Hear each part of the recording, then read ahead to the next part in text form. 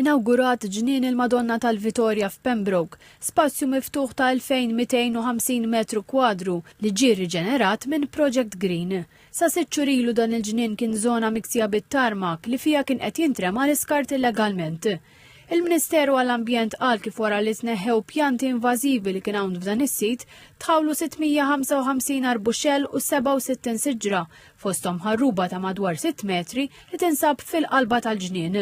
Il-kap tal-implementazzjoni fih dan Project Green Liana Saliba Gazzano spjegat kif il-proġett tfassal wara konsultazzjoni ma' residenti. F'dal proġett Project Green l-ewwel ikkonsulta mal-residenti u rajna kif kienet jiġi użat fil-bidu biex imbagħad rajna l-idejat tagħhom u stajna ninkorporaw għadi fid-diżin tagħna.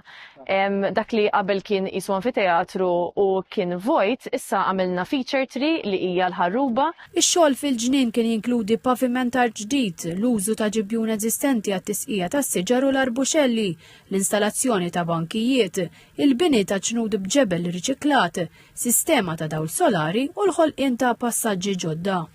Project Green qali waqt il-proġett saret ukoll formalizzazzjoni ta' spazji għal parkeġġ fil-viċinanzi, filwaqt li spazju biswit il-ġnien li kien iddedikat għal qtates inżamm u ġie msebbaħ wara konsultazzjoni ma' residenti.